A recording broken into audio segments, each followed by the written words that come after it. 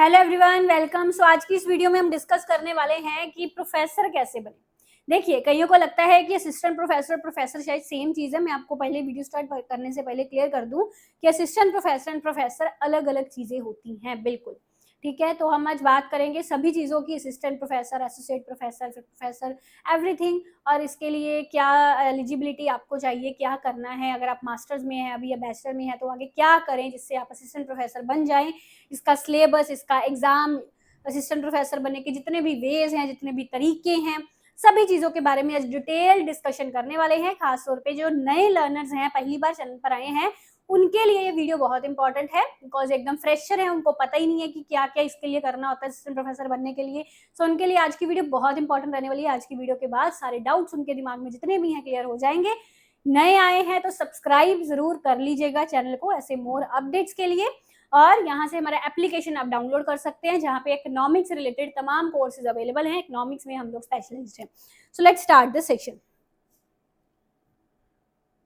तो मैं पहले आपको बता देती हूँ कि हम किन चीज़ों पर आज डिस्कस करेंगे। तो लेट्स सी। सबसे पहले यहाँ पे स्टार्ट कर रही हूँ असिस्टेंट प्रोफेसर। बाद में आपको assistant professor and professor in चीज़ों में डिफरेंस बाद में हम क्लियर करेंगे। सबसे पहले हम शुरुआत करते हैं असिस्टेंट प्रोफेसर से। सो असिस्टेंट प्रोफेसर कैसे बने, ठीक है, इसकी क्वालिफिकेशन के बारे में बात करते हैं।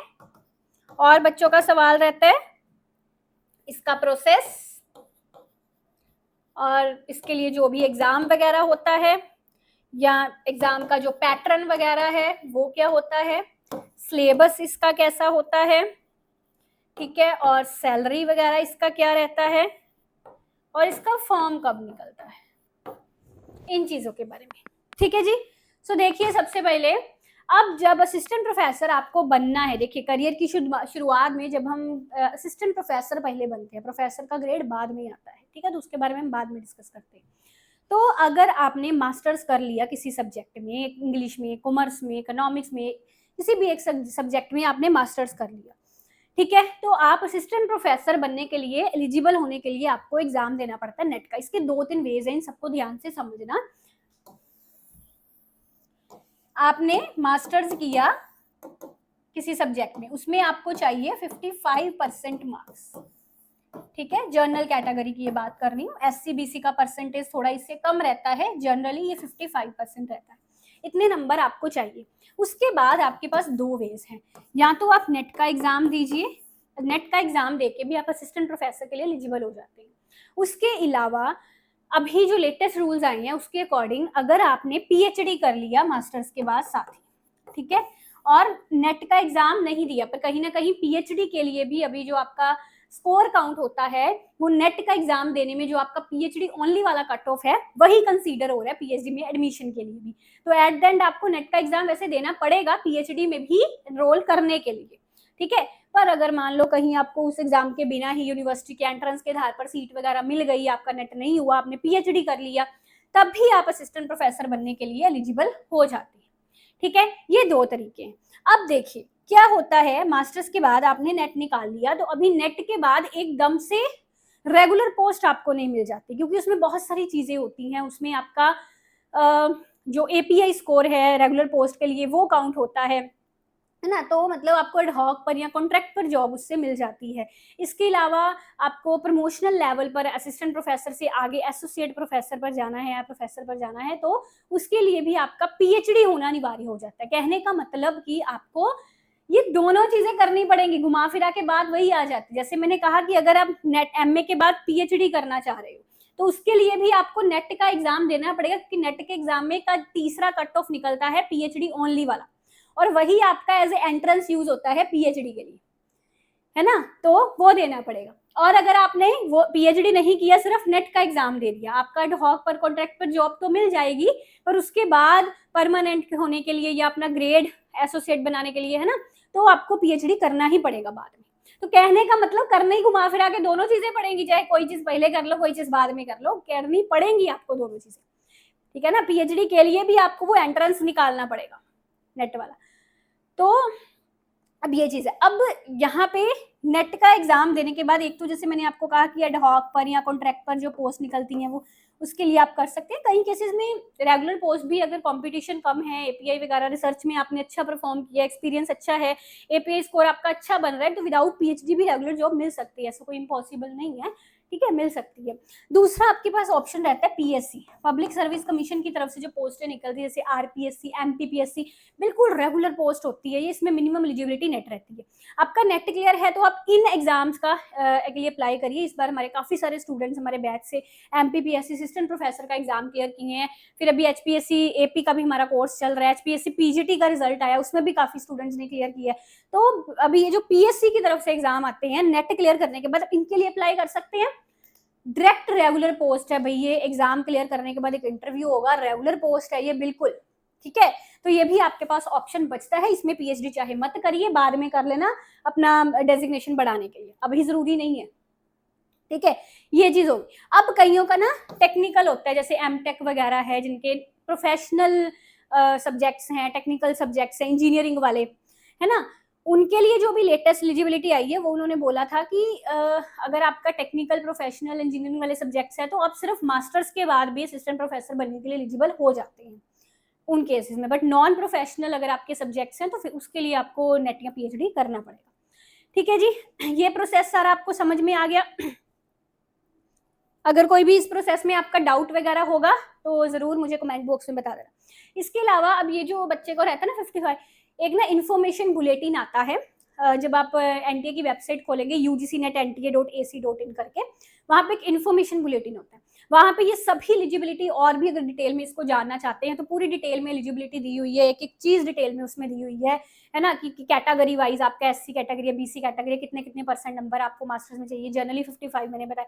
इसके अलावा जो एग्जाम फिल करने का फीस वगैरह होता है, सारा कुछ उस इन्फॉर्मेशन बुलेटिन में A to Z जानकारी होती है, उसको भी आप बैठकर उसका प्रिंट आउट निकाल कर अच्छे से रीड कर सकते हैं, ठीक है, नेट का एग्जाम देने से पहले, ठीक है जी। तो मैंने क्वालिफिकेशन बता दिया, ये आपको प्रोसेस समझा दिया। अब एग्जाम पैटर्न की बात करते हैं। ये जो नेट का एग्जाम होता है इसमें 2 पेपर्स होते हैं, एक पेपर 1 एंड एक पेपर 2। जो पेपर 1 होता है वो जर्नल पेपर होता है, जिसमें टीचिंग एप्टीट्यूड, रिसर्च एप्टीट्यूड, ऐसे करके 10 यूनिट स्कूल मिलाकर बनते हैं। People development, environment, higher education, logical reasoning, mathematical reasoning, ICT हो गया, है ना, कम्युनिकेशन, इस तरह 10 यूनिट्स टोटल बनते हैं। तो इसके 50 क्वेश्चंस आपको आते हैं, यानी कि 100 मार्क्स हो गए इसके। दूसरा जो पेपर होता है वो होता है आपका जो सब्जेक्ट स्पेसिफिक पेपर, जैसे इकोनॉमिक्स का है तो 100 क्वेश्चंस आपको इकोनॉमिक्स के आएंगे, यानी कि 2-2 नंबर के क्वेश्चन, 200 नंबर इससे बने। चलो लिख कर प्रोसेस समझाती हूँ। देखो,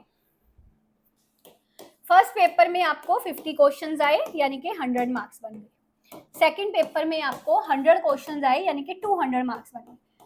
तो टोटल 300 मार्क्स होते हैं और 3 घंटे आपको मिलते हैं इकट्ठे दोनों पेपर करने के लिए, 3 घंटे मिलते हैं, और ये एग्जाम आपका ऑनलाइन मोड में ही होता है, ठीक है। नेगेटिव मार्किंग इसमें कुछ भी नहीं होती, इसमें कट ऑफ आपको क्लियर करनी होती है, तो अगर वो कट ऑफ क्लियर कर लेते हो तो आपका एग्जाम क्लियर, इसमें मिनिमम क्वालिफाइंग मार्क्स नहीं होते कुछ भी, एक कट ऑफ आपको क्लियर करनी होती है। इसमें इसकी कट ऑफ 3 अलग अलग स्लैब्स में निकलती है। एक कट ऑफ निकलती है सबसे हाईएस्ट कट ऑफ जेआरएफ के लिए, जो बच्चा मैरिट में जाता है, जिसको स्कॉलरशिप मिलती है।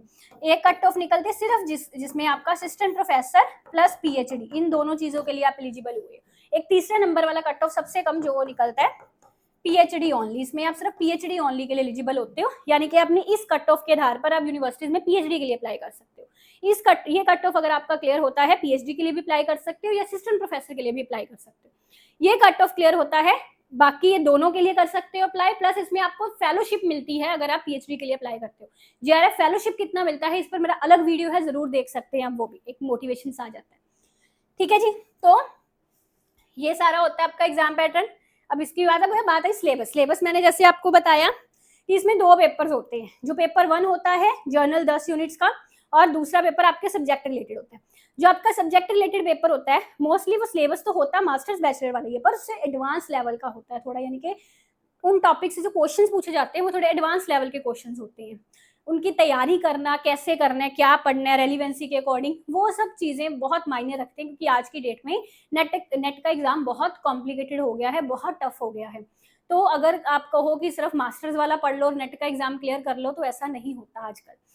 टफ लेवल का एग्जाम आता है, आपको एक पूरी डेडिकेशन से पढ़ाई करनी पड़ती है, मेहनत करनी पड़ती है पूरी एग्जाम क्लियर करने के लिए, दिन रात पढ़ना पड़ता है, मतलब अच्छा खासा एक स्मार्ट स्ट्रैटेजी अपनानी पड़ती है जिसको हम बोलते हैं, तो आपका एग्जाम क्लियर होता है, जिसके लिए हमारे कोर्सेज भी अवेलेबल है। अगर आप अपनी सिरदर्दी को कम करना चाहते हो तो हमारे कोर्स में भी एनरोल कर सकते हो, जिसमें सारी सिरदर्दी हमारी होती है। आपको लेक्चर सुनने हैं, नोट्स बनाने हैं, अपना रिवीजन करना है, कहाँ से क्या पढ़ना है, कैसे पढ़ना है, बुक्स वगैरह, है ना, ये आपकी सिरदर्दी नहीं होती। आपकी सिरदर्दी है सिर्फ लेक्चर से सुनने की रह जाती है, ढूंढना, कंटेंट प्रोवाइड करना, ये सब हमारा होता है उसमें, ठीक है।